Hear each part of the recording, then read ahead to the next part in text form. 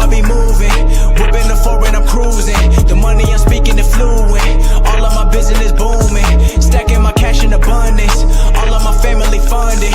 Finally got what I wanted. Life is amazing, I love it. Everyone know that I run it. Yeah, look at me now, I came up. I've been thinking back then when I almost gave up on the game cause I never got in my way. Yo les postos, c'est Sacha, bienvenue dans cette nouvelle vidéo Mercato et on commence avec Layvin Kurzawa qui veut une très grosse revalorisation et demande une fortune au Paris Saint-Germain. Longtemps annoncé partant alors qu'il arrivait en fin de contrat, Layvin Kurzawa, 27 ans, pourrait connaître un tout autre destin. Le latéral gauche du Paris Saint-Germain, qui est le remplaçant de Juan Bernat, se dirige vers une prolongation surprise, une décision étonnante puisque le dossier Alex Telles semblait bien avancé et que l'ancien monégasque ne s'est pas vraiment imposé en 5 saisons. France Football nous apprend quelques nouveautés dans le dossier. Tout d'abord, les dirigeants franciliens ont proposé un contrat de 4 ans à Layvin Kurzawa, ce qui a surpris le joueur et son clan. Surpris, ces derniers ont alors demandé une revalorisation importante, soit le double de ses émoluments actuels. Les deux parties se laissent encore 3 semaines avant un choix définitif. Si les discussions venaient à capoter, le joueur aimerait bien terminer la saison avec ses coéquipiers. Cependant, il aimerait que son salaire soit doublé sur les 2 derniers mois et que le club insère une assurance en cas de blessure importante. Quoi qu'il en soit, le dossier Layvin Kurzawa s'annonce très chaud lors de ces prochains jours. Et on passe à la Pulga Léo Messi qui devrait signer un nouveau bail avec le FC Barcelone qui pourrait durer jusqu'en 2023. Tous les détails du nouveau contrat qui attend Lionel Messi. La presse ibérique dévoile les contours du nouveau contrat que va signer Lionel Messi avec le FC Barcelone, alors que son bail actuel expire dans un an. En plus de soucis financiers conséquents aggravés par la crise économique et des habituels feuilletons mercato toujours difficiles à gérer, la direction du Barça doit aussi travailler sur un dossier aussi délicat qu'important. Plus que les 2 premiers cités, même s'il s'agit de la prolongation de Lionel Messi, dont le contrat expire dans un an et dont l'importance au sein du club n'est plus à souligner. A priori, la Pulga n'a pas envie de quitter la côte catalane. Une clause existante dans son contrat lui permettait d'ailleurs de quitter la formation Blaugrana gratuitement cette saison, mais sans surprise, le numéro 10 du Barça n'a pas souhaité l'utiliser dans les bureaux du Camp Nou. On est logiquement conscient de l'importance de l'Argentin dans l'équipe. On souhaite cependant rapidement boucler ce dossier pour qu'il ne prenne pas le risque de s'envenimer.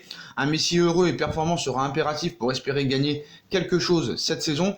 Lionel Messi par contre ne sera pas augmenté. Selon Marca, les bases d'un accord sont plus ou moins posées. Les deux parties sont notamment sur la même longueur d'onde pour la durée du contrat qui devrait être de 2 années supplémentaires et ainsi se terminer en 2023.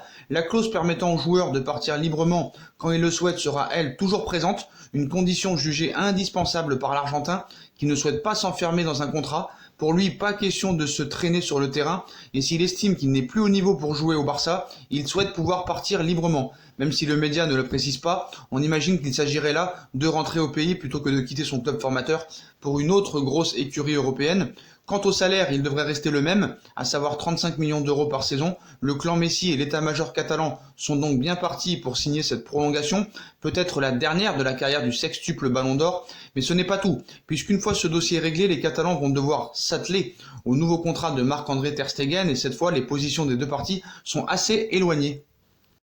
Toujours au FC Barcelone, on passe à l'échange XXL qui pourrait y avoir entre le Barça et la Juve pour Arthur Melo et Miralem Pjanic. Arthur de plus en plus réceptif au forcing de la Juve. Arthur Melo n'avait, il y a encore quelques semaines, aucune intention de quitter la Catalogne. Publiquement et en interne, le milieu de terrain barcelonais a fait savoir qu'il comptait bien rester au Barça.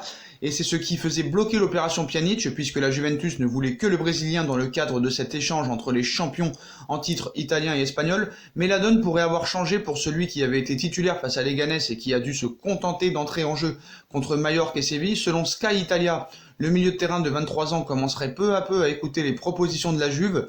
Il n'a pas encore dit oui au Turinois, mais il se montre de plus en plus ouvert. La vieille dame lui proposerait un salaire de 5 millions net par saison, le double de ce qu'il touche actuellement au FC Barcelone. Donc apparemment, au cours des dernières heures, Arthur a montré une certaine ouverture à son transfert.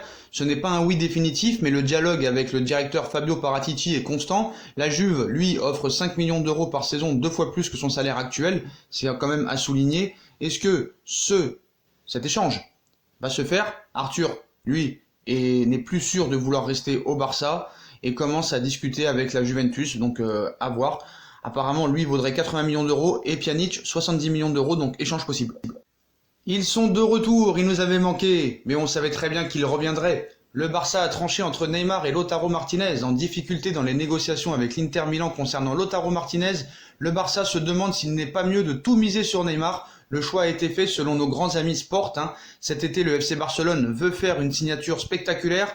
L'année passée, c'était celle d'Antoine Griezmann et cela, c'est un peu compliqué pour lui. Au fil du temps, malgré la crise, une situation financière quasiment intenable, les Blaugrana veulent toujours ajouter à leur effectif un élément qui va enflammer le public et qui pourrait rapporter un peu d'argent en marketing. Ainsi, 2 pistes sont étudiées depuis un petit moment maintenant. La première mène à Lautaro Martinez, l'avant-centre de l'Inter.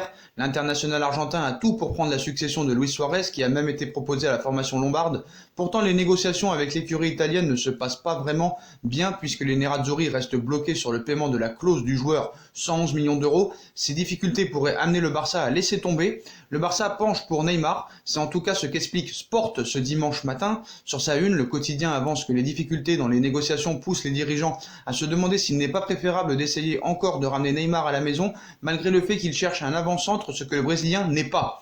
Ainsi, il semblerait que les dirigeants catalans aient fait leur choix, celui de tout mettre sur un potentiel retour du joueur du Paris Saint-Germain. De son côté, le natif de Moguida Klose, 28 ans et sous contrat, a envoyé un gros message. Il y a quelques jours, juste avant la reprise de l'entraînement, où Neymar cite « Cette période a été atypique, mais ce qui compte, c'est d'avoir réussi à rester équilibré d'un point de vue mental et physique. Je suis prêt et motivé pour le retour et forcément je pense beaucoup à la Ligue des Champions. Nous avons une équipe forte, on a obtenu une qualification historique en quart de finale et maintenant on veut atteindre cet objectif. Je me suis bien entraîné ces derniers mois avec la même intensité et la même implication, mais l'ambiance des matchs me manque.